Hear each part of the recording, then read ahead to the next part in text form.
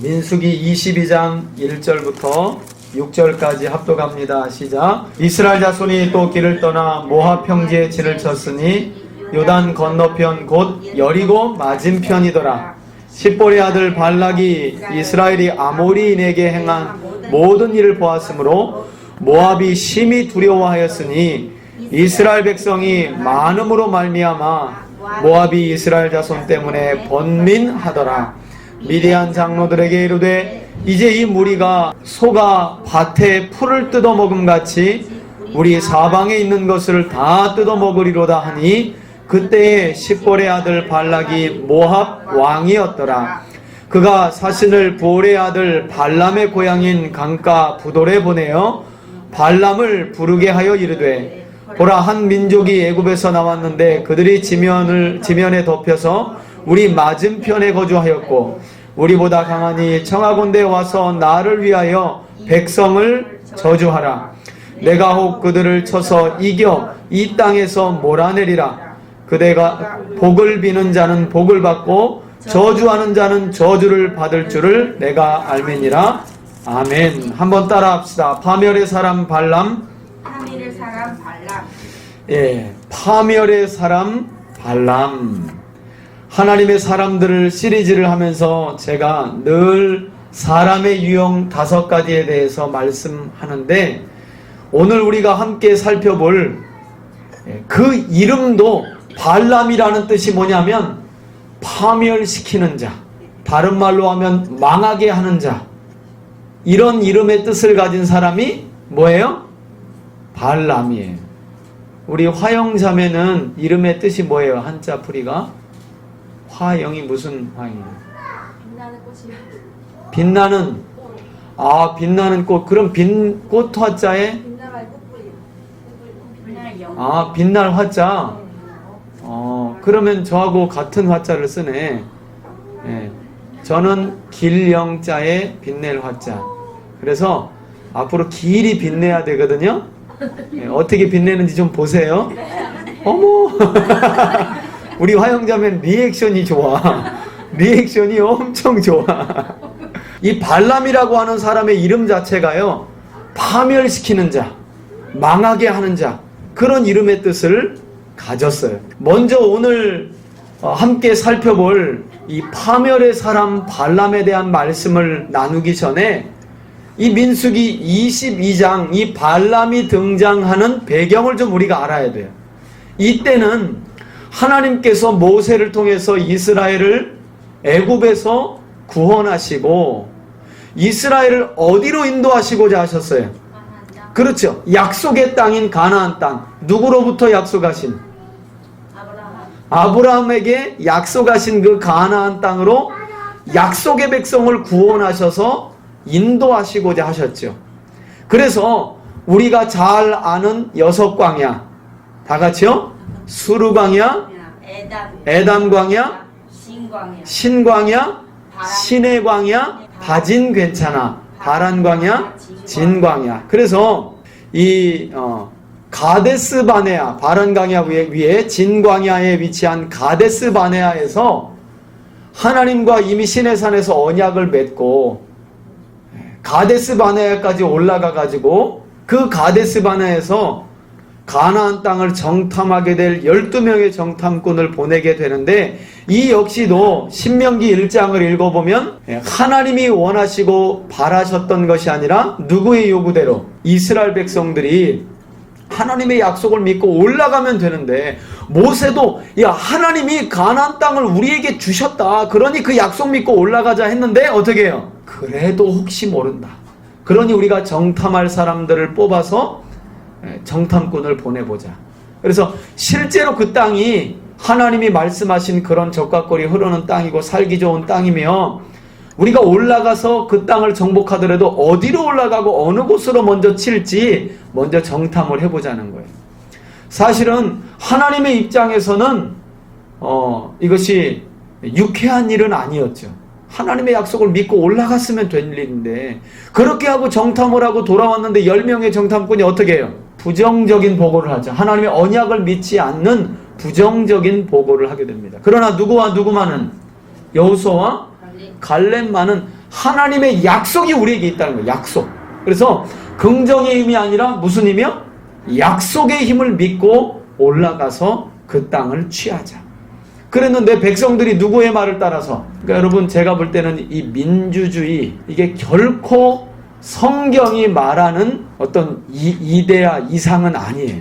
여러분 민주주의와 자본주의가 섞여서 우리나라가 지금 이렇게 흘러가고 있는데 어디 여러분 정말 사람들의 얼굴에 행복을 느끼나요? 그렇지 않아요. 그러니까 어떤 주의, 무슨 주의, 사람이 만들어낸 주의는요 다 어느 하나로 치우칠 수밖에 없어요.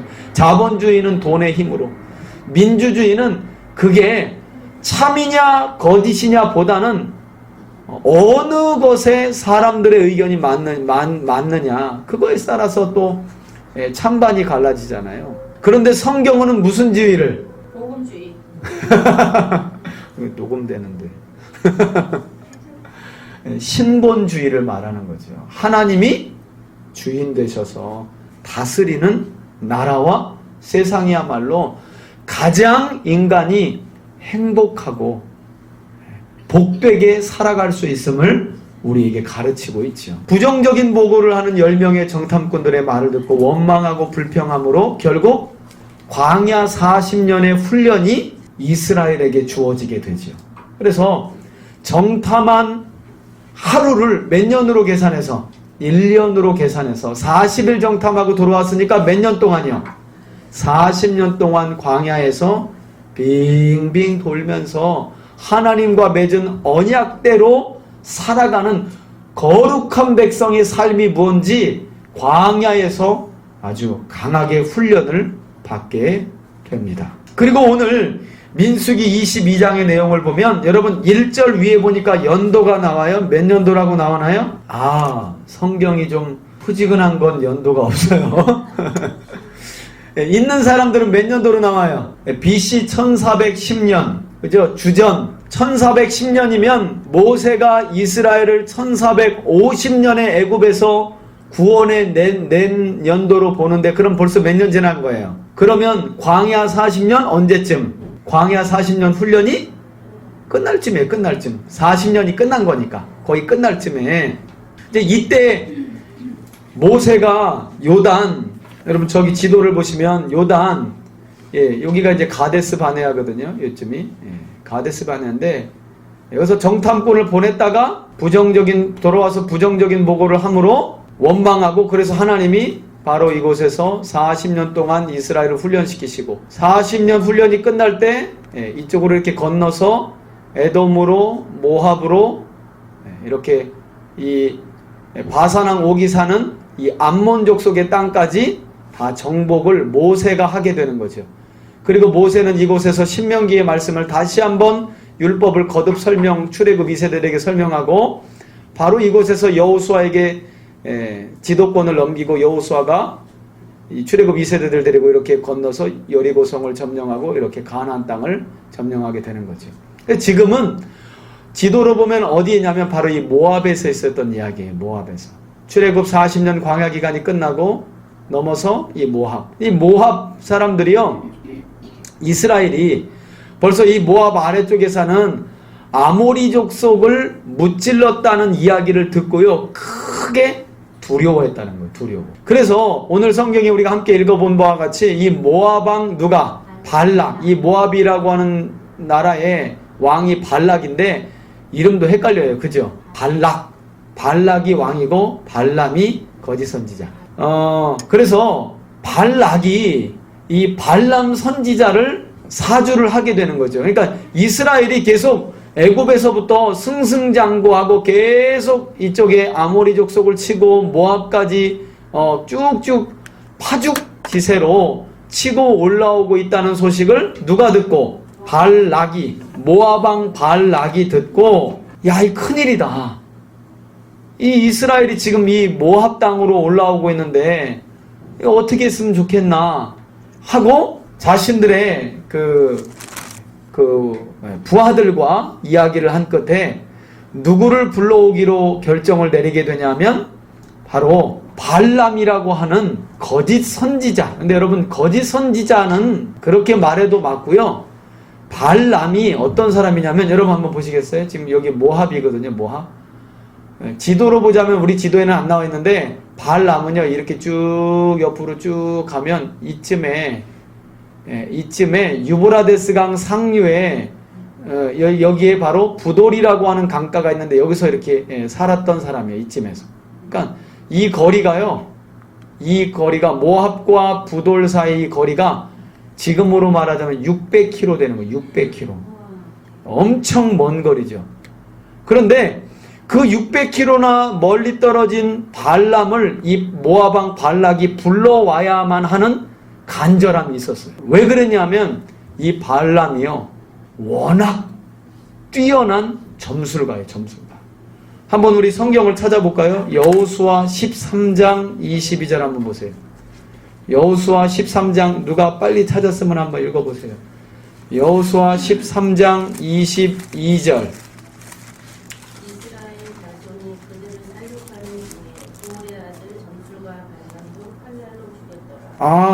기업을 나누어주면서 여호수아에게 하나님이 말씀하시는 내용 가운데 보니까 이 부올의 아들 점술가 발람에 대한 말씀도 나오는데 그 직업이 뭐라고요?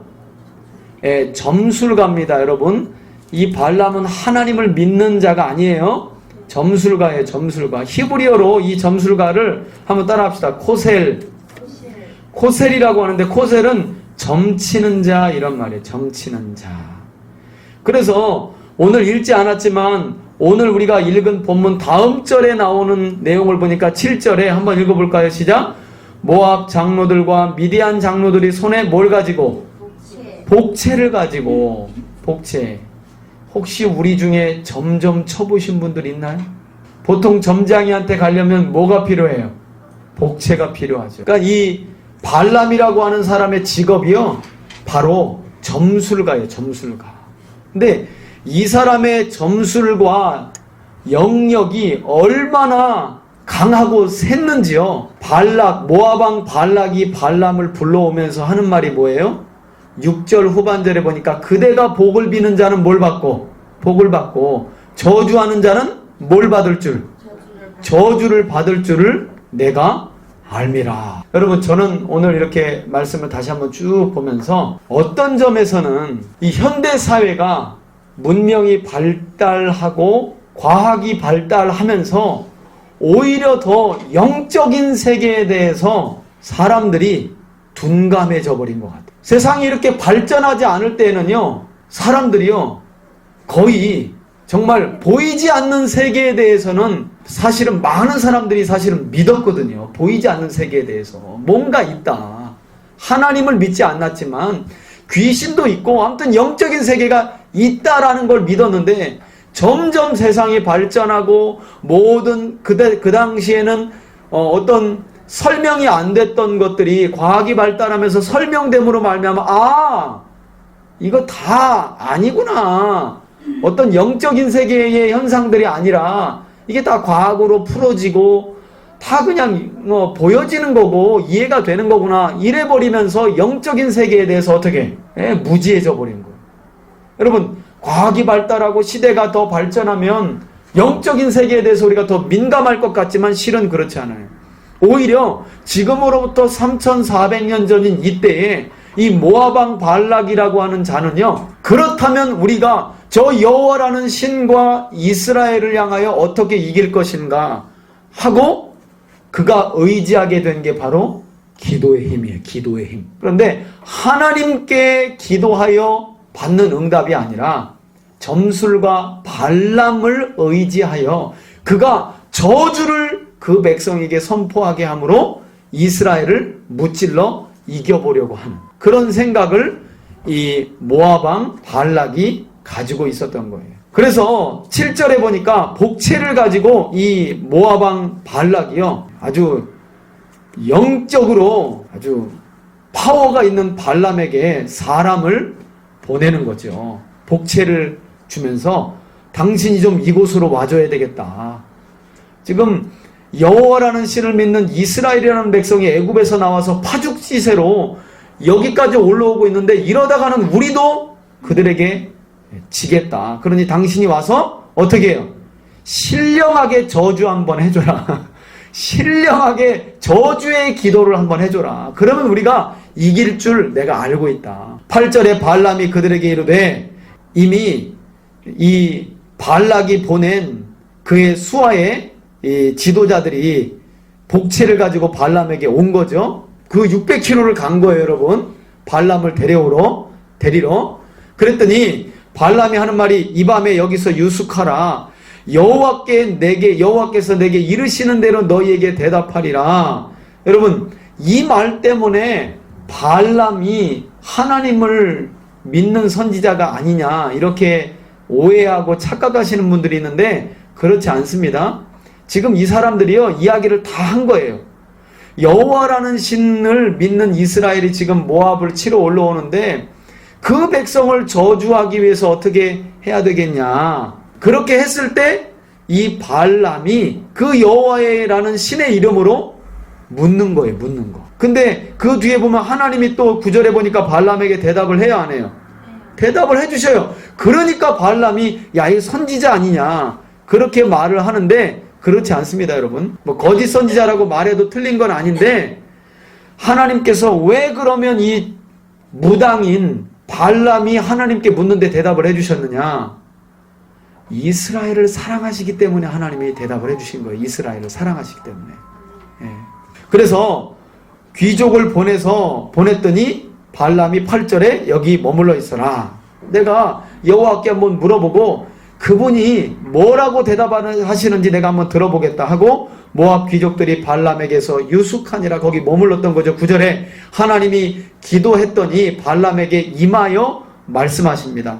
너와 함께 있는 이 사람들이 누구냐? 하나님이 몰라서 물어본 걸까요?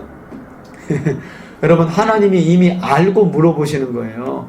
발람이, 여러분, 아마 이때부터 벌써요, 여러분, 발람이 어떤 무당인데, 여러분, 점치러 가시잖아요. 점치러 가실 때 여러분, 이렇게, 또 제가 점치러 또 가라고 또 그러네, 무당이. 여러분, 평상복을 입고 갈 때 하고요, 메이커 옷을 입고 갈 때 하고 점이 다르게 나옵니다.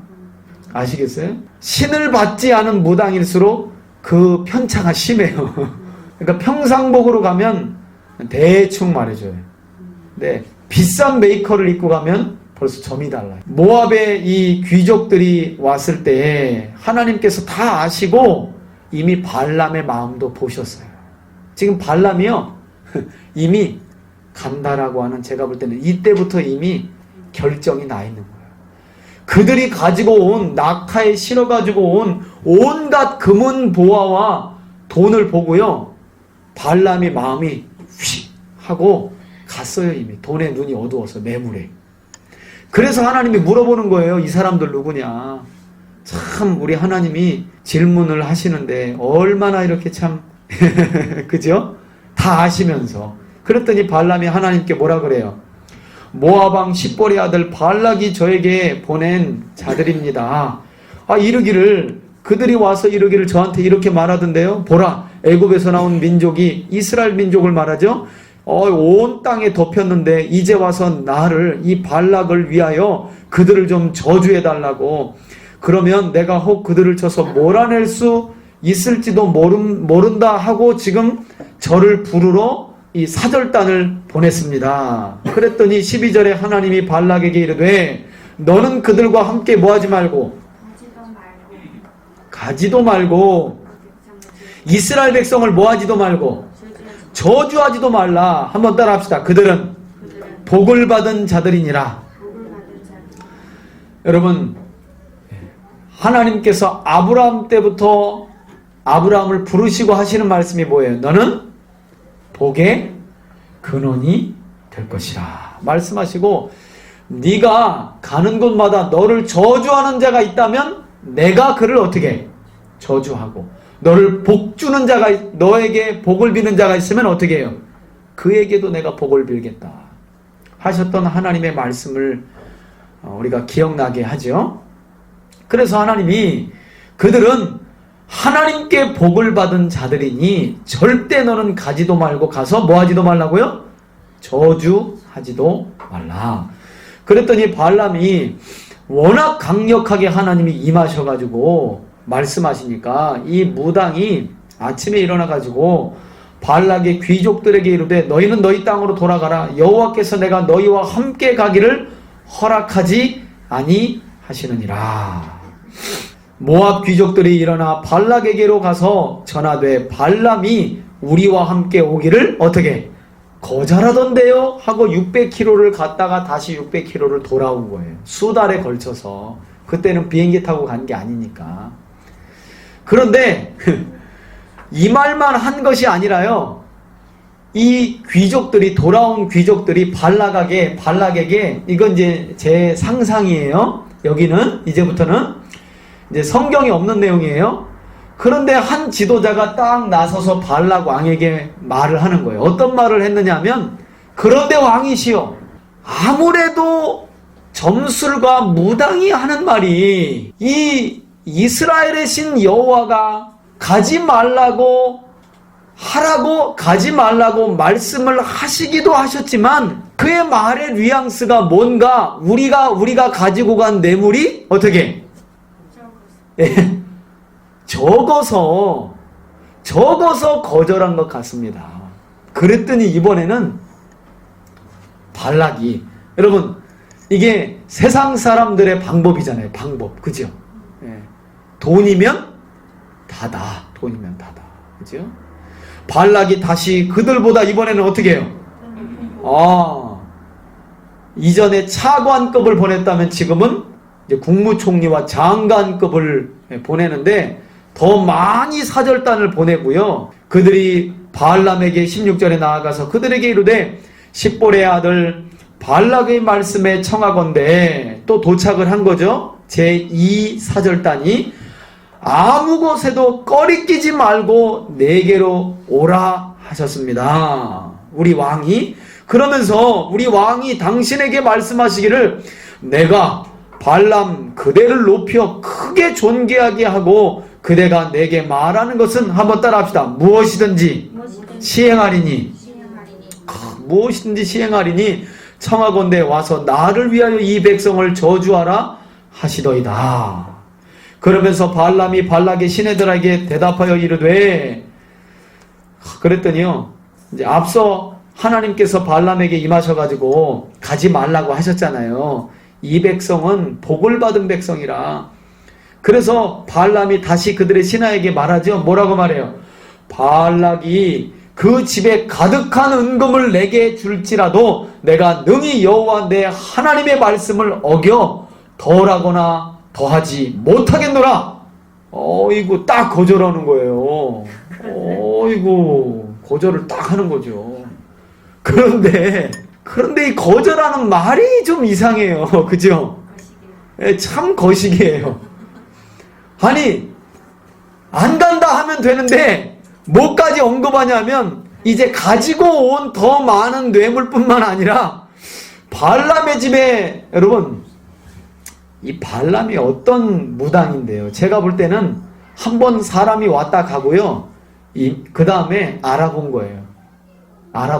이 무당이 발락, 모압왕 발락이 어느 정도 힘과 권세와 재력이 되는지 좀 알아보거라 했더니 소문대로 진짜 금은보와 재물이 많은 거예요. 그랬더니 지금 거절하면서 그 집에 가득한, 이거 어떻게 알았을까요? 아니, 모압왕 발락의 왕궁에 은금이 가득한 걸 또 어떻게 봤을까? 아무튼 신령해. 이 발람은 참 신령한 무당이야.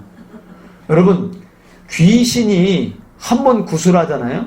여러분, 귀신이 참 놀랍습니다. 여러분, 구술하면요 어떻게까지 마치냐면요, 전보로 오고 구술하잖아요. 300만원짜리 500만원짜리 이렇게 굿이 점점 올라가잖아요. 1000만원짜리 굿을 하라고 할 때 뭐라고 하는 줄 아세요? 앞에 있는 사람이 아이, 돈 없어요 그 정도. 그럼 뭐라고 할까요? 아니, 이불짝 농쪽 거기 이불 왼쪽 농 밑에 거기 돈 있잖아. 여러분, 그럼요, 오금이절이고 그 통장 그대로 갖다 주는 거예요. 여러분, 그래 정도 신 받아야 업계에서 알아줍니다. 밥 좀 먹습니다. 그렇지 않고 그냥 그냥 찌질하게 그냥 주문 말고 이래가지고요. 지금 이 무당 세계에서는 살아남질 못해요. 여러분 그 정도 신내림이 오면요 다 알아맞혀요.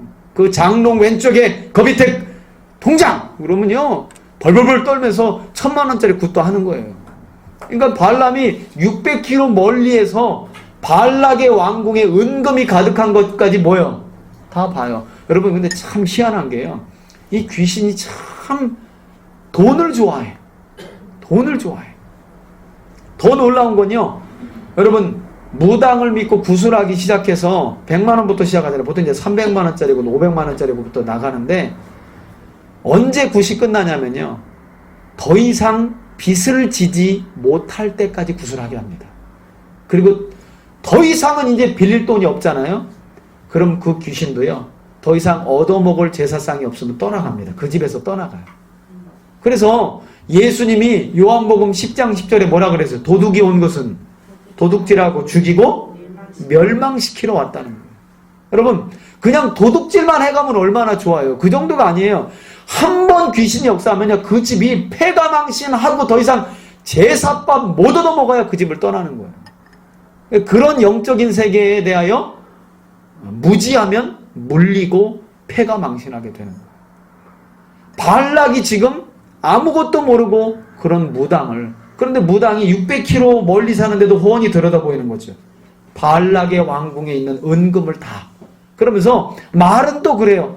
그거 다 주어도 나는 안 간다.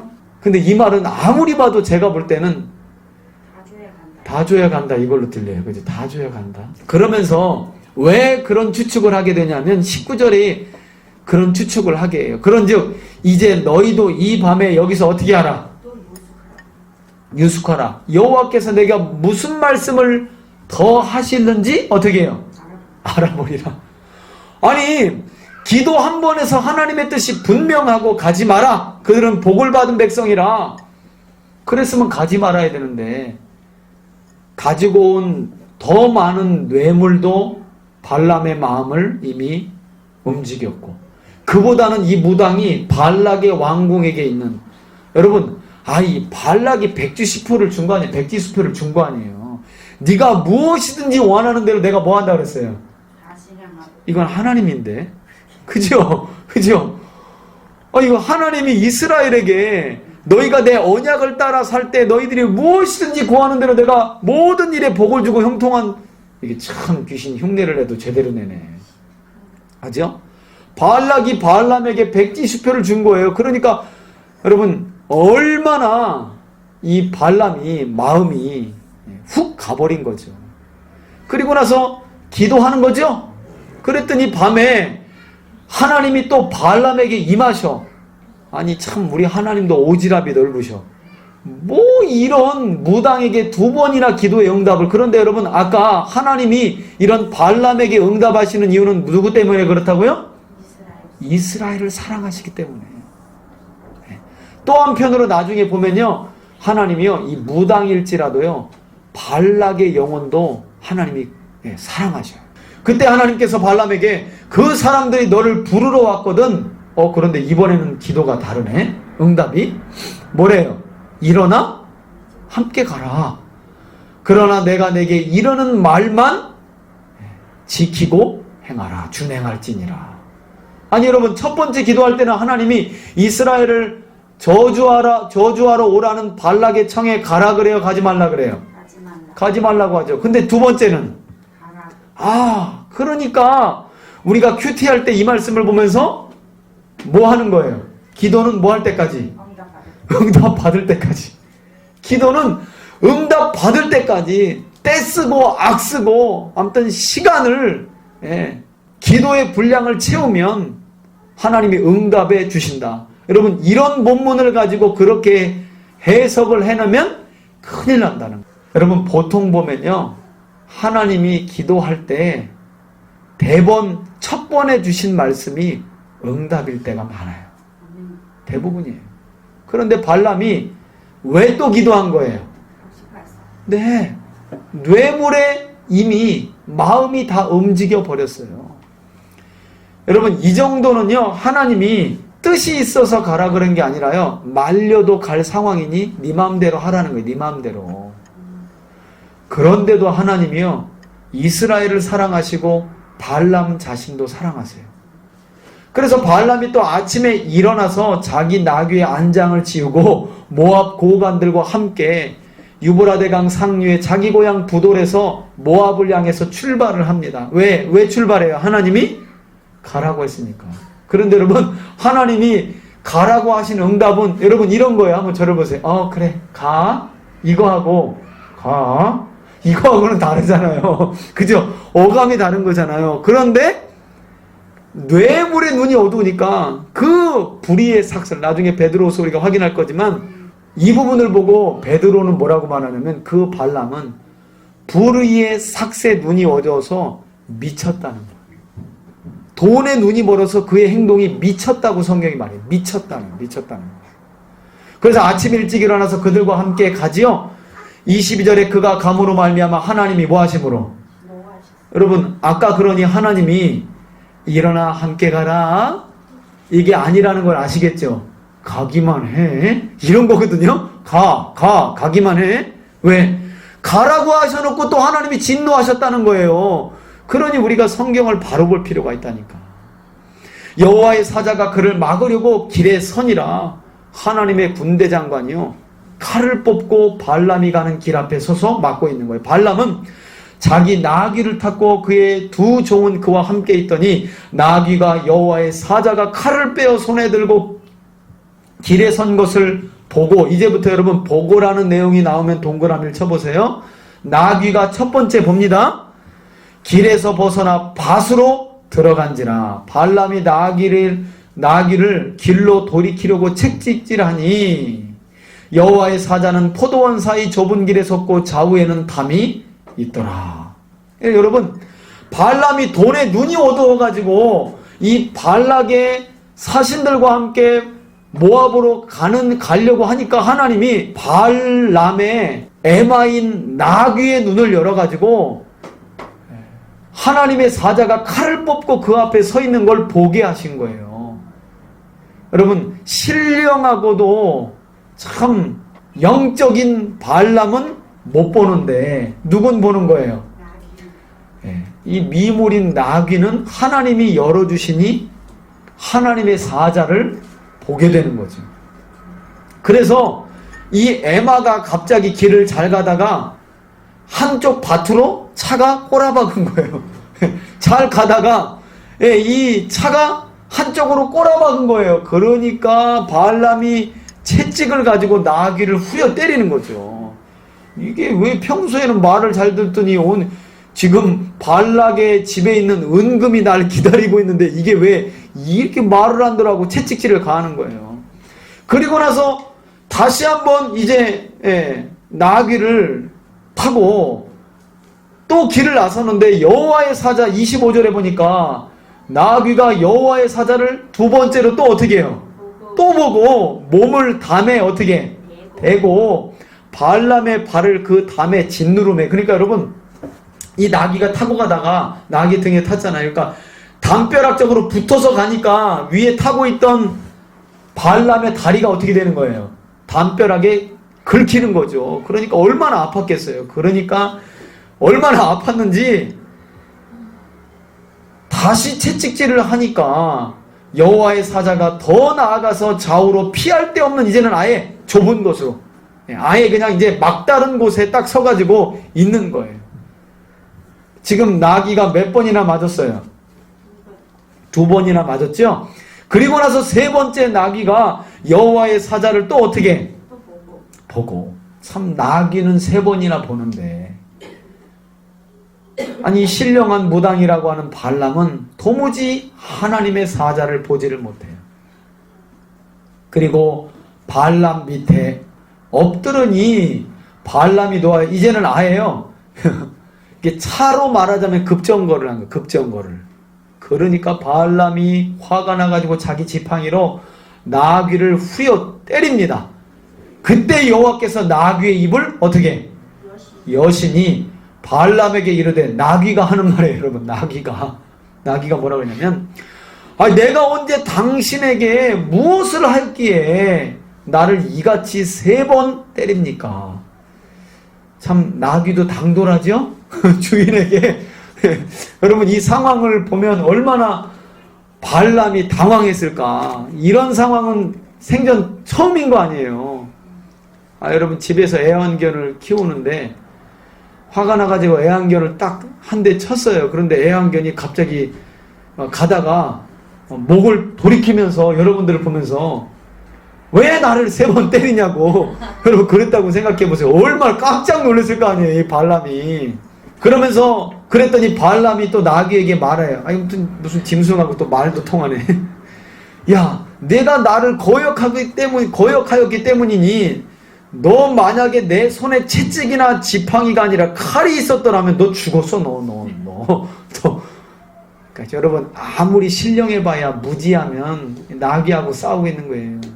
너 죽었어 너. 그러니까 또 나귀가 앉아요. 또 그냥 발람에게 이르되 나는 당신이 오늘까지 당신의 일생 동안 탄 에마가 아니냐. 내가 언제 오늘처럼 밭에 꼬꾸라지거나 급정거한 일이 있냐. 없지 않느냐. 그러면서 내가 그랬었던 적 있냐고 그랬더니 발람이 없었지. 그러니까 내가 이렇게 화가 나는 거지. 네가 이랬던 적이 없는데. 아직 마음은 급하지. 빨리 지금 가서 뇌물을 받고 저주 시원하게 구단반 해주고 지금 돈을 받고 와야 되는데. 그때에 비로소 31절에 보니까 여호와께서 누구의 눈을? 발람의 눈을 밝히시네. 여러분 그러니까요. 아무리 신령하고 영적인 무당이라도 하나님이 열어주시는 데까지 보는 거예요. 하나님이 그때 눈을 밝히시니까 여호와의 사자가 손에 칼을 빼들고 길에 선 것을 그가 보고 머리 숙이고 깜짝 놀라가지고요. 엎드리니 여호와의 사자가 그에게 이르되 너는 어찌하여 내 나귀를 이같이 3번 때리느냐. 이제 하나님의 사자도 나귀 편을 들어요. 그죠? 네. 그러면서 보라 내 앞에서 내 길이 사악함으로 지금 하나님께서 가라고는 했지만 이스라엘을 저주하지 말라고 했는데 뇌물의 불의의 삭새 눈이 어두워서 가고 있는 너의 길이 사악함으로 내가 너를 막으려고 나왔더니. 여러분 그러니까 이런 거죠. 여러분 우리가 기도할 때 잘 알아야 되는 게 하나님의 뜻이 분명한데 우리가 우리 고집을 내려놓지 못하고 하나님 이거 분명히 이뤄줘야 돼요. 하나님 이거 이뤄주세요 하고 기도하면 하나님 어떻게 하신다고요? 그렇게 하라고 하시는데 그 하라고 하시는 그 과정 속에 뭘 당할 수 있어요? 고난이 있다는 고난이. 하나님이 깨닫게 하시기 위해서. 그러니까 실제로는 하나님이 일어나 가라고 했지만 하나님의 뜻은 뭐예요? 여전히 가지 말라고 했던 거예요. 그래서 막으려고 하나님이 사자를 보냈대잖아요. 만일 나귀가 나를 보고 4번 나와요. 4번. 이같이 3번 돌이켜 내 앞에서 피하지 아니하였느니라. 나귀가 만일 돌이켜 나를 피하지 아니하였더라면 내가 벌써 너를 죽이고 뭔 살렸대요. 여러분 어지간해서는 하나님이 짐승 살리고 사람 죽이는 경우 없걸랑요. 그죠? 그런데 이게 보니까 그 밑에다 이렇게만도 적어놓으면 좋겠어요. 짐승만도 못한 발람. 여러분 하나님 보시기에 이미 뇌물의 눈이 어두운, 그래서 영적인 눈이 완전히 감겨진 발람은 뭐만도 못한 거예요? 짐승의 생명만도 못한 거예요. 그랬더니 발람이 여호와의 사자에게 말하되 아이고 내가 잘못했습니다. 범죄하였습니다. 당신이 나를 막으려고 길에 선 줄을 내가 알지 못했습니다. 근데 이 말을 여호와의 사자에게 할 게 아니라 누구에게 해야 돼요? 나귀에게 했어야지. 3번이나 때렸으면 저 같으면 고맙다고 나귀를 등에 업고 갈 것 같아. 나귀 때문에 살았잖아요. 그러면서 당신이 이것을 기뻐하지 아니하시면 나는 어떻게 해요? 돌아가겠나이다. 그 옆에다 적어 놓으세요. 빈말 이렇게 적으세요. 빈말. 그런데 여호와의 사자가 발람에게 이르되 그 사람들과 뭐래요? 함께 가래요. 여러분 왜 여기서도 또 하나님이 하나님의 사자를 통해서 발람을 가라고 했을까요? 말은 범죄하였다고 하고 잘못했습니다 했지만 어떻게 해요? 아직도 그 마음은 뇌물에 가 있는 거예요. 그래서 가라는 거예요. 그러나 다만 앞서 말씀하신 것처럼 내가 내게 이르는 그 말만 할지니라. 발람이 발락의 고관들과 함께 어떻게 가니라. 이러한 발람의 모습을 베드로가, 여러분 성경을 한번 좀 신약을 잠깐 갔다 올까요? 베드로후서 2장을 한번 보세요. 베드로후서 2장. 신약 성경에 있죠? 히브리서 뒤에 야고보, 베드로후서. 제가 가진 성경으로는 386쪽에 있습니다. 신약 성경 386쪽에. 자, 15, 16절. 2장 15, 16절입니다. 2장 15, 16절. 우리 다 같이 읽습니다. 시작. 그들이 바른 길을 떠나 미혹되어 보홀의 아들 발람의 길을 따르는도다. 그는 우리의 싹을 사랑한다. 예, 뭘 사랑하고요? 우리의 싹을. 예, 그래서 여러분 대대로 발람의 길 하면 뭘 사랑하는? 불의의 삭을 사랑하는 사람들의 길을 발람의 길이라 그래요. 16절. 자기의 불법으로 말미암아 책망을 받되 말하지 못하는 나귀가 사람의 소리로 말하여 이 선지자의 미친 행동을 저지하였느니라. 여러분 사람이요, 이 돈에 눈이 어두우면 미치나 봐요. 미치나 봐요. 그래서 짐승도 보는 것을 때로는 사람이 뭐해요? 못 봐요. 못 봐. 여러분 조금 더 구체적으로 적용하자면, 여러분 아무리 믿음을 가져도 그 마음에 하나님 사랑하는 것보다 돈을 더 사랑하잖아요. 어떤 경우는요, 세상 사람들도 너무 뻔히 알아보는 선한 길도 못 알아보는 경우가 너무 많아요. 너무 많아요. 믿음의 사람들도 돈에 눈이 어두우면 오히려 세상 사람들이 저건 저렇게 하면 안 되는데, 저건 악한 길인데. 그런데요, 믿음을 가졌는데도 그게 안 보여, 안 보여. 마치 누구처럼? 발람처럼. 그래서 36절부터 22장 민수기 36절부터 40절까지 보니까 이 발락에게 도착하니까요, 발락이 막 아이고 발람 왜 이제 왔냐고. 이 사람아, 내가 당신을, 내가 특별하게 당신을 내가 존귀하게 할 만한 내가 권세를 가지고 있는데 왜 이제서야 오냐고 하면서 아주 극진하게 여봐라 하고 그냥 아주 큰 잔치상을 들여와서 극진히 40절에 보니까 대접을 하죠. 이제 대접을 받았으니까 뭐 해야 돼요?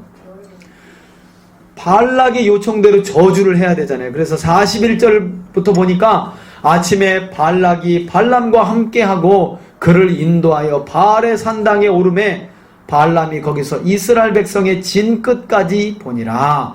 발람이 발락 왕에게 이르되 나를 위하여 여기 제단 7을 쌓고 거기 수송아지 7마리와 수량 7마리를 준비하소서. 제사 지낼, 점을 치고 저주하기 위해서 신들의 이름으로 저주를 해야 되니까 제사를 준비하라고 말한 거죠. 그래서 발람이 발락에게 말한 대로 발락이요 그대로 다 준비를 합니다. 3절에 발람이 발락에게 이르되 당신의 그리고 나서 하는 말이, 당신은 이 번제물 곁에 서라. 나는 여호와께서 뭐라고 나에게 말씀하시는지 내가 듣고 당신에게 알리겠다. 웃긴 건 바알 산당에서 여호와의 이름으로 또 기도하는 거죠. 그죠? 그때 하나님이 또 발람에게 임하시죠. 몇 번째? 지금 3번째. 여호와의 사자까지 하면 4번째. 그죠? 이처럼 여러분 하나님이 이스라엘을 아주 극진히 사랑하시는 거죠. 발람이 아뢰되 내가 7제단을 쌓고 각 제단에 수송아지 수량을 드렸나이다. 여러분 이 말이 뭐예요? 하나님이 발람에게 임하시는지라. 그랬더니 발람이 하나님이 임하시는 걸 보고 뭘 했다는 거예요? 제물을 드리니까 이것 받고 내 소원을 들어달라는 거죠. 여러분 하나님을 알아도 너무 잘못 알고 있는 거죠. 그죠? 우리 하나님을요, 마치 귀신이 그 제사상만 차리면 제사밥 먹고 좋아하는 그런 신으로 발람이 생각을 한 거예요. 그래서 지금 이 말 하는 거예요. 7재단, 7은 성경에서 완전수거든요. 7재단, 그리고 7송아지 숫양을 당신께 드립니다. 그러니 적당히 내 소원대로 해달라. 그때 여호와께서 발람의 입에 말씀을 주시며 이르시되 발락에게 돌아가서 이렇게 말할지니라. 그가 발락에게로 돌아간즉 발람과 모압의 모든 고관이 번제물 곁에 함께 섰더라 하고 7절 옆에다가요 예언 1 하고 적어 놓으십니다. 예언 1. 여기서부터 이제 예언이 선포되는 거예요. 하나님의 예언이 발람의 입에. 발락이 나를 이제 말합니다. 발락이 나를 아람에서 모압왕이 동쪽 산에서 데려다가 이르기를 와서 나를 위하여 야곱을 저주하라. 이스라엘을 와서 이스라엘을 꾸짖으라 하도다.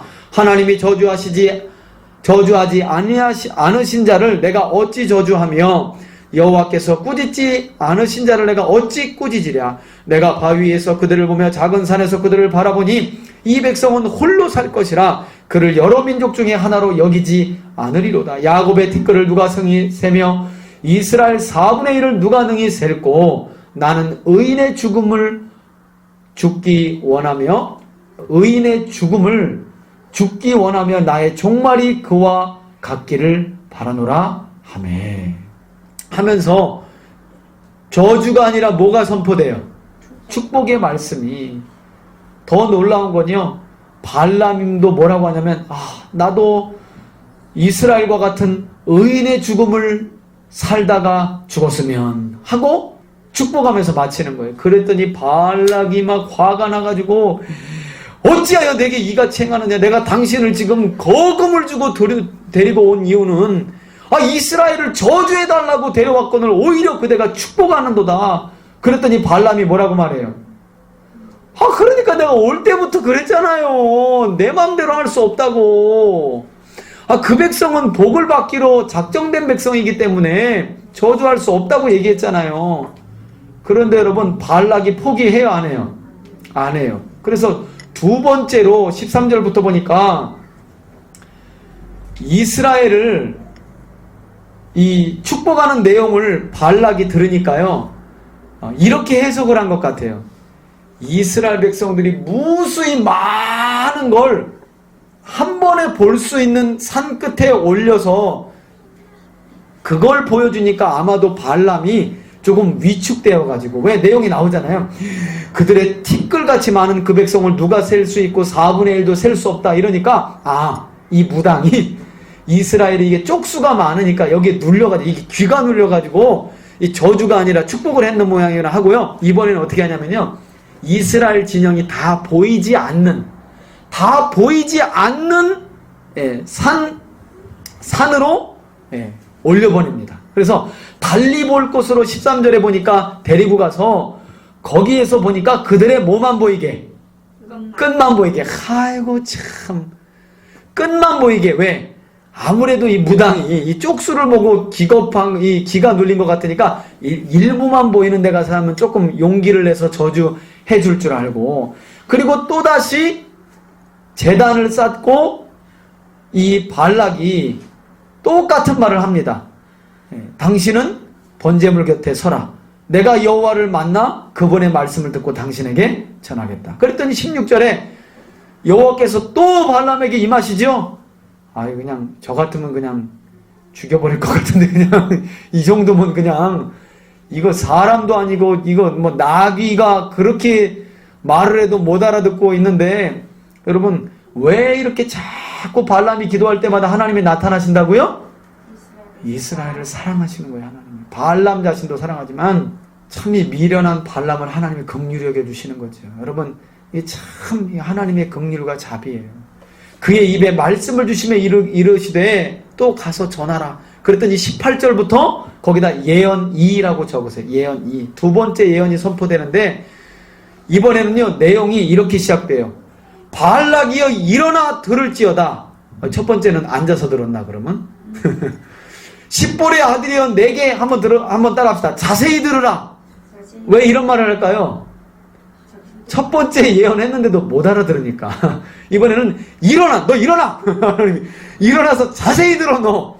그러면서 뭐라고 하냐면 하나님은 사람이 아니시니 거짓말을 하지 않으시고, 야 내가 농담한 줄 아냐? 하나님 이렇게, 야 내가 첫 번째 지금 내가 농담이 아니야 이러면서 인생이 아니시니 후회가 없으시도다. 어찌 그 말씀하신 바를 행하지 않으시며 하신 말씀을 실행하지 않으시랴. 내가 축복할 것을 받았으니 그가 주신 복을 내가 돌이키지 아니하리라. 야곱의 허물을 보지 아니하시며 이스라엘의 반역을 보지 아니하시는도다. 여호와 그들의 하나님이 그들과 어떻게 해요?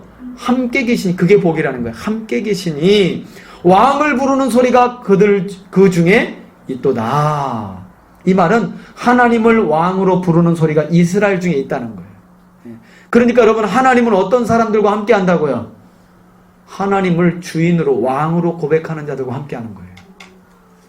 하나님이 그들을 애굽에서 인도하여 내셨으니 그 힘이 들소와 같도다. 야곱을 해할, 한번 거기다 밑줄 치세요. 점술이 없고 이스라엘을 해할 뭐가 없도다?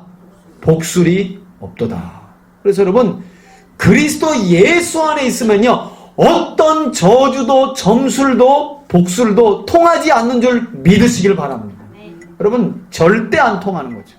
이때 야곱과 이스라엘에 대하여 논할진대 하나님께서 행하신 일이 어찌 그리 크냐 하리로다. 이 백성이 암사자같이 일어나고 수사자같이 일어나서 움킨 것을 먹으며 죽은 피를 마시기 전에 눕지 아니하리로다 하고 두 번째 축복을 예언합니다. 그랬더니 발락이 이번에는 더 신경질 나가지고요, 당신 그렇게 말할 거면 아무 말도 하지 마 이렇게 되는 거예요. 이제 저주도 하지 말고 축복도 하지 마. 차라리 아무 말도 하지 마. 아무 말도 하지 마. 왜? 입만 열면 뭐 하니까? 축복하니까. 저는 여러분들이 어디에 가서 누군가에 대해서 이야기하거나 말할 때 여러분, 입만 열면 좀 축복의 말이 나올 수 있기를 축복합니다. 여러분, 세상 사람들에게 우리가 이런 말 들으면 안 되잖아요. 아이고, 집사님은 아무 말, 저주도 하지 말고 축복도 하지, 아무 말도 하지 마. 아무 말도 하지 마. 아유, 말하는 것마다 늘 그냥 시험 들고 사람 속 시끄럽게 하고 아무 말도 하지 마. 이런 사람 되면 안 되잖아요. 그죠?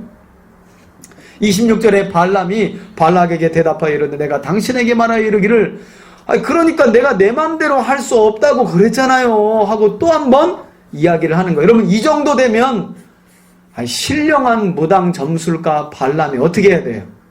여호와라는 신이, 이분이 참 진짜 하나님이시구나 하고 내려놓고 가야 되는데, 여러분, 참 돈의 이 힘이라는 게요, 결국 사람을 망하게 하는 거예요. 그래서 우리 디모데 전서 6장 10절에 보면 뭐라 그래요? 돈을 사랑함이 일만하게 뿌리라. 사람들이 여기에 미쳐가지고 온 삶을 낭비하고 허비하고 망하는 길로 걸어간다. 일만하게 뿌리가 되는 돈을 사랑하여. 그래서 이번에는 막 저주도 하지 말고 축복도 하지 말라 그랬다가, 여러분, 발락도 대단하죠. 이 정도 됐으면 자기 소원대로 안 되는 줄 알아야 되잖아요. 그런데 여러분, 포기를 안 해요. 그래서 여러분, 출애굽기를 보면서 바로왕이나 민수기 22장 이후에 나오는 발락을 보면서는 여러분, 사탄이, 영적인 존재인 사탄이 어떤 존재인가를 이들의 모습을 통해서 여러분들이 그려볼 수 있어야 돼요. 여러분, 할 수만 있는다면 믿는 자라도 어떻게 해요? 넘어지게 하고 두루 다니며 삼킬 자를 찾는 게 사탄이에요. 우리가 기도하고 우리에게 오는 죄의 유혹을 한 번 뿌리친다고 여러분, 일절 다시 사탄이 우리를 유혹하지 않는 게 아니에요. 우리의 연약한 부분을요, 누구보다도 사탄이 잘 알아요. 그래서 끊임없이 공격하고요, 한 번 거절해도 두 번 거절해도 세 번, 어떻게 할 때까지? 넘어질 때까지. 그래서 우리가 죽어야 된다는 거예요. 우리가 우리의 자아가 죽어야 그 죄를 이길 수 있는 거예요. 그 죄를. 그리고 다시 세 번째, 발락이 발람에게 사주를 하고, 근데 참 여러분 27절 보세요. 발락이 발람에게 또 이르되 오라, 내가 너를 다른 곳으로 또 장소가 안 좋아서, 자꾸 이게 장소가 안 좋아서 그러니까 다른 곳 가서 한번 저주 한번 해보자고, 이번에 힘 좀 써보자고. 내가 거기서 나를 위하여 그들을 저주하기를 하나님이 한번 따라합시다. 혹시 참 이렇게 악해요 사람들이. 혹시 기뻐하시리라 하고 발락이 발람을 인도하여 광야가 내려다 보이는 부올산 꼭대기에 이르니 거기에서 또 여러분 또 뭘 해요? 7제단 그리고 제물을 또 준비하는 거죠. 그러니까 여러분 지금 발락이나 발람이 착각하는 건요, 하나님은 여러분 제단과 제물을 보고 응답해 주시는 분이 아니신 줄 믿습니다. 우리 하나님은 인격적인 분이세요. 제물과 제단도 중요하지만 그보다는 헌제자의 마음과 믿음의 중심을 보시는 줄 믿습니다. 우리가 예배하지만 예배자의 믿음과 중심을 보시는 분이 하나님이고 그분이 바로 우리가 믿는 여호와 하나님이에요. 인격적이신 하나님. 그런데 여러분 세상의 신들은 항상 어디에? 제밥에 관심이 있잖아요. 제밥에. 그죠? 아직도 제단과 제물로 하나님의 마음을 사보려고. 그리고 똑같은 말을 하죠. 당신 여기 있어라. 내가 듣고 와서 말해주겠다. 그리고 2절에 보니까 발람이 눈을 들어 24장 2절에 이스라엘이 그 지파대로 천막 친 것을 보는데 그때에 하나님의 영이 그 위에 어떻게 해요? 임하시는지라. 근데 여러분 이번에는요 발람이 뭐라고 기도를 하지도 아직 않은 상황인데 갑자기 하나님의 영이 임한 거예요. 세 번째는. 근데 1절 말씀을 보니까 발람이 자기가 이스라엘을 축복하는 것을 여호와께서 어떻게 보시고, 여러분 요걸 한번 여기다가 밑줄을 한번 쳐보셔요. 그러니까 여러분 이제 한번 저를 보세요. 여러분 우리 이렇게까지 이렇게 상상했죠. 한번 저를 보세요. 하나님이 발람은 이스라엘을 뭐 하려고 했는데? 저주하려고 했는데 하나님이 저주가 아니라 뭐가 나오게? 축복이 나오게 하셨다고 할 때에 입을 저주를 선포하는데 저자가 안 나오고 막 입 막 이렇게 하면서 막 하나님이 입을 막 잡아가지고 막 이렇게 틀어가지고 저주가 안 나오고 축복이 나오도록 나는 막 예를 들어 이런 거죠. 나는 가나다라 마바사 이렇게 얘기하려고 그러는데 입에서는 아자차카 타파 이렇게 나오고 우리 이렇게 상상하잖아요. 그거 아니라는 거예요. 하나님이요 축복의 말을 감동으로 주시고 그렇게 하라고 하실 때에 발람이 뭐 할 수 있는 거예요? 자기 의지를 가지고 저주할 수 있는 거예요. 저주할 수 있었어요. 그러니까 여러분 우리가 성령이 임하시고 할 때도 똑같은 거. 하나님이 우리는 막 안 하고 싶은데 막 하나님이 알랄랄랄라 막 이렇게 하냐? 그러지 않는다는 거예요, 여러분. 하나님이 얼마나 인격적이신 분이고 성령이 인격적이신 분인데. 그러니까 여기서 오늘 1절을 보니까 하나님이 그것도 어떻게 해요? 선하게 보셨다는 거예요. 여러분, 그러니까 하나님의 영이 너무 강력하게 임하니까요, 발람이요 그 순간만은 하나님의 영을 거스릴 수가 없었던 거예요. 그래서 강권적으로 막 저주를 막 내뱉고 싶었는데 그 입이 막 축복이 나온 게 아니에요. 하나님이 축복의 감동을 주셨지만 발람은 저주를 자기가 자기 의지를 가지고 말할 수 있는 거예요. 여러분 우리도 기도하다 보면 우리도 모르게 방언 기도가 나오죠. 그런데 여러분 한 번 터지면 나 집에 가야 되는데도 못 일어나고 계속 알랄랄랄라 계속 하고 막 아침도 안 먹고 막 내가 막 절제할 수 없고 막 이렇게 돼요? 아니에요. 그렇지 않아요. 얼마든지 우리의 지성을 가지고요 절제할 수 있어요. 다스릴 줄 알고. 아니 성령이 그렇게 역사하세요. 똑같아요. 이 원리. 그래서 하나님이 그 모습, 그 무당의 그 모습을요 그래도 선하게 보신 거예요. 그 순간만은. 그래서 여러분 우리 늘 권사님이 그런 얘기 하시는데 그래서 성령 충만함을 받는 게, 그래서 우리에게 기도 제목이 돼야 된다는 거예요. 이 무당도요 그런 뇌물에 눈이 어두워서 여기까지는 왔지만 성령이 임하시는 그 순간만은 자기의 그 욕심, 뇌물에 눈이 어두운 그 마음마저도 다 내려놓은 그 위엄, 하나님의 임재 안에서요 그 위엄 안에서는요 도무지 저주를 하고 있지만 안 나오는 거예요. 근데 여러분 할 수는 있습니다. 아시겠어요? 이런 말씀 처음 들어보셨죠? 저도 이제까지는 저도 요번 말씀을 준비하면서 알았던 거예요. 저도 이제까지는요 저주를 하고 싶은데 하나님 입을 비틀어가지고 축복이 막 나오게 하신 줄 알았어요. 근데 그게 아니야. 저주를 할 수 있었지만 임하신 하나님의 영 안에서 그가 순종함으로 축복을 예언한 거예요. 그걸 하나님이 귀하게 보신 거예요. 그래서 그에게 임하셔가지고요, 세 번째 예언을 주십니다. 그게 바로 3절 이하인데, 3절부터는요, 세 번째 예언을 할 때는 발람에게 뭔가 특별한 일이 일어났어요. 그가 예언을 전하여 말하되 부올의 아들 발람이 말하며, 한번 따라합시다. 눈을 감았던 자가 하나님의 말하며 하나님의 말씀을 듣는 자, 전능자의 환상을 보는 자, 엎드려서 눈을 뜬 자가 말하기를 하면서 쭉 이스라엘을 축복하는 세 번째 축복이 9절까지 이제 기록되어 있습니다. 근데 여기서 보면요, 발람이 눈이 어떻게 됐대요? 감았대요. 눈이 감겨졌대요. 여러분, 두 번에 걸쳐서 불순종한 발람의 눈을 유대 전승에 보면 하나님이 감기셨대요. 눈을 멀게 하셨다는 거예요. 눈을 멀게. 발람의 눈을 멀게. 관주에 보면 뜬 자라고도 나오는데, 이 말은 이 눈을 감았던 자라는 말이 히브리어로 샤탐이라는 말인데요. 이 샤탐이라는 말이 닫았다 또는 열었다, 이 두 가지의 의미가 있어요. 그래서 눈을 감았던 자라고도 번역되어 있고, 밑에 간주에는 뜬 자라고도 나와 있는데, 유대 전승을 보면 두 번째 예언 이후에 발람의 눈이 어두워졌다라고 말합니다. 그런데 여러분, 놀라운 건요, 하나님의 이 발람이 육적인 눈이 딱 감겨지기 시작하면서 하나님의 자기를 가리켜 뭘 듣는 자래요?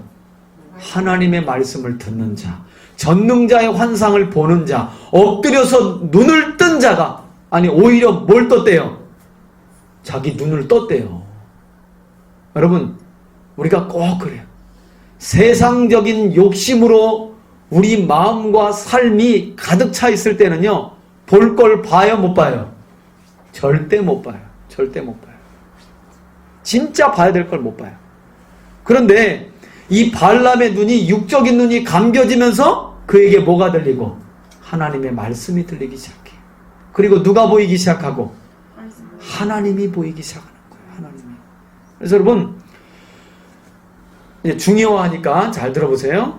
여러분, 어느 순간 우리의 마음이 하나님께로부터 멀어진 것 같고, 기도해도 하나님이 내 곁에 계신 것 같지가 않고, 예배해도 별 감동이 없을 때는 여러분, 요즘에 하나님이 나한테 은혜를 덜 주시나 이렇게 생각하는 건 아주 어린아이 신앙인 거예요.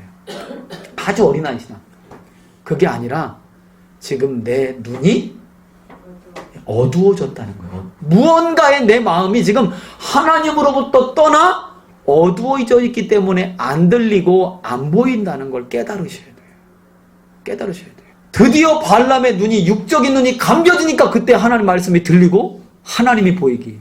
예. 전능자라고 고백하잖아요. 여러분, 전능자라는 말은 아브라함, 이삭, 야곱이 고백했던 하나님이에요. 전능하신 하나님. 그 전능하신 하나님을 누가 고백해요? 발람이 고백하잖아요. 육적인 눈이 감기니까. 여러분, 어찌나 이 원리가 똑같은지요. 여러분, 복음서에 보면 예수님과 함께 했던 제자들과 오병이어, 칠병이어의 기적들을 경험한 사람들은 계속 기적만, 표적만 규하러 다니고 나중에 예수님을 다 떠나는데, 예수님께 찾아온 소경들은 다윗의 자손 메시아 예수여, 우리의 눈을 뜨게 하여 주옵소서 하고, 오히려 눈뜬 자들은 예수님을 메시아로 못 만나고 있고, 눈 감긴 소경들은 예수님을 메시아로 보고 있다는 거예요. 이 역설적인 내용을 복음서에서 우리에게 가르치고 있거든요. 여러분, 하나님을 만났다는 것 자체가요, 은혜예요, 은혜. 우리의 진짜 눈이 여러분 열려진 줄 믿습니다. 여러분, 이것만 해도 저와 여러분들은요, 세상에서 받을 거 다 받은 거예요. 하나님을 볼 수 있는 눈을 가졌으면 여러분 다 가진 거예요. 정말이에요. 다 가진 거예요. 하나님의 말씀이 들린다. 그리고 그 하나님이 보여진다. 살아계심이 믿어진다. 그러면 여러분들은 다 가지신 거예요. 정말 다 가지신 거예요. 왜? 그거 없이 영적인 하나님을 보는 눈, 하나님 말씀을 듣는 귀가 닫혀진 사람은요, 반드시 한 번 넘어지면 일어나지 못하는 길로 가게 되는 거예요. 그래서 그 뒤에 축복의 말씀이 세 번째로 쭉 나와요. 그리고 10절에 보면 발람의 마지막 예언이 나오죠. 발락이 발람에게 놓아여 손뼉을 치면 얼마나 세 번째 축복이 또 나오니까 그냥 막 이번에는 손뼉을 치면서 야 이거 어떻게 하려고 그러냐, 어떻게 할지를 모르는 거예요.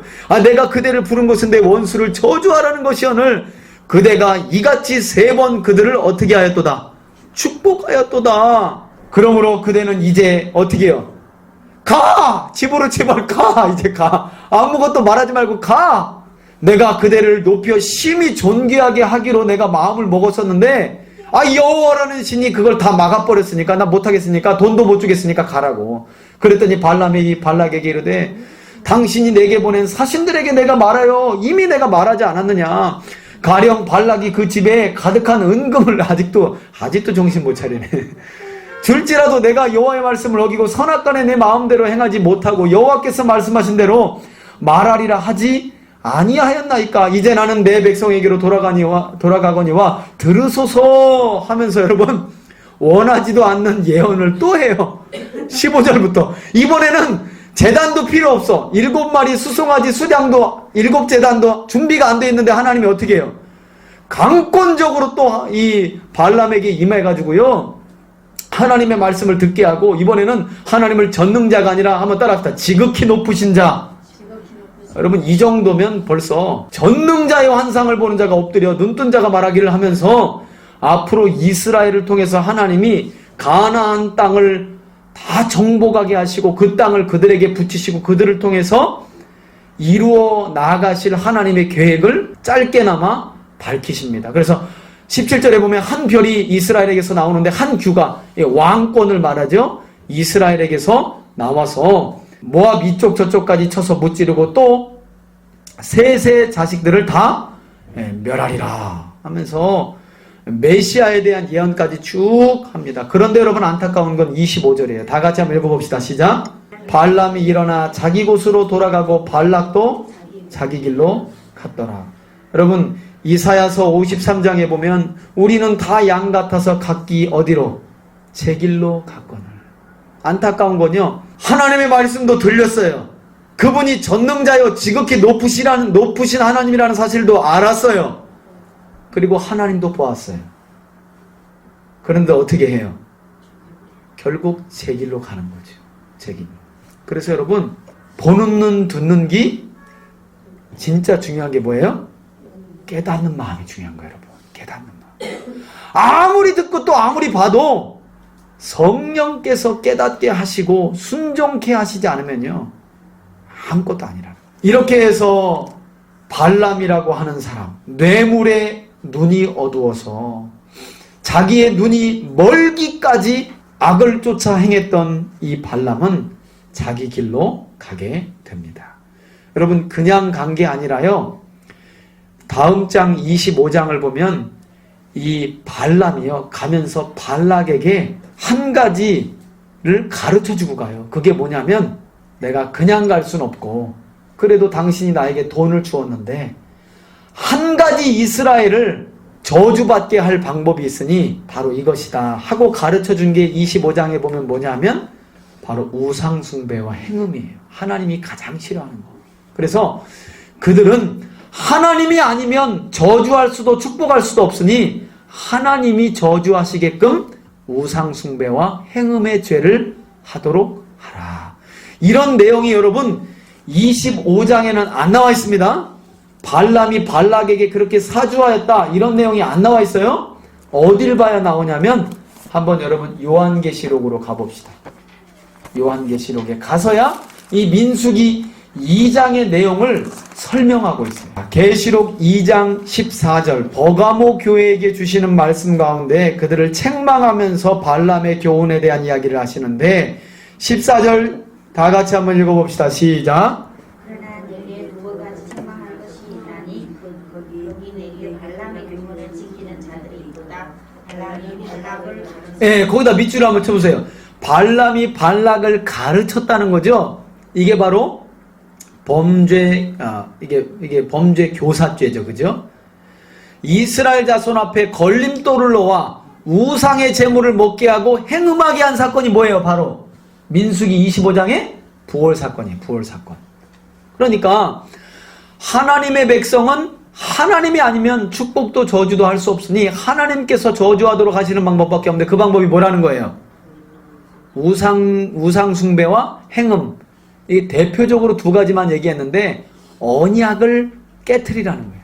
언약을 순종치 않게 하면 하나님이 그들을 손보시니까 그와 같이 하라고 가르쳐준 그대로 발락 왕이 자기 나라의 여자들을 아주 화장을 진하게 하고 시딤에 이르러서, 지도로 보면 여러분 여기에요. 여기 이제 모압에서 이런 산지에서 이스라엘 진영을 향해서 저주를 하려고 3번이나 걸쳤지만 안 됐었잖아요. 시딤은 여기가 여러 군데 여리고 맞으면 여기가 시딤이에요. 시딤.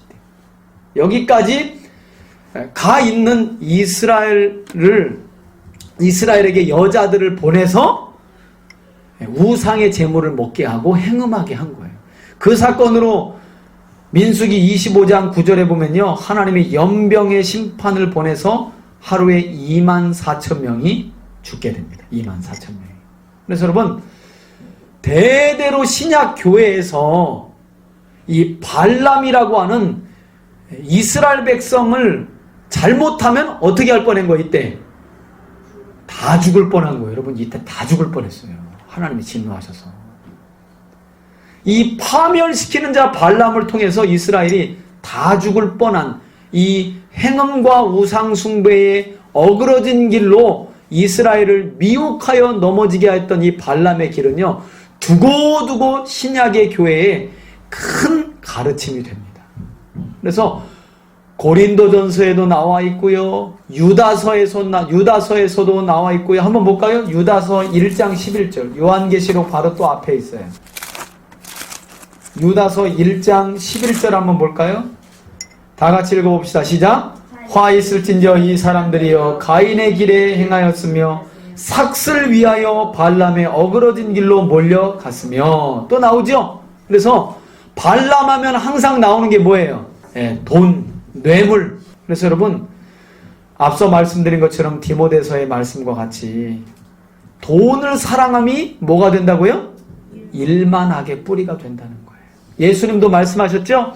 사람이 두 가지 주인을 섬길 수 없다는 거예요. 그죠? 무엇과 무엇을?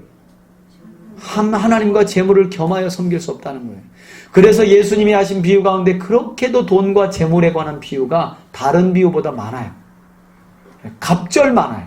몇 갑절. 여러분, 우리가 신앙생활을 할 때에 가장 중요한 우선순위가 있다는 거죠. 한번 따라 합시다. 돈보다는 사람, 사람보다는 하나님. 여러분, 이런 우선순위와 가치를 가지고 하나님의 언약을 붙잡고 살아가는 사람들이 바로 그리스도인이라는 거예요. 그리스도인.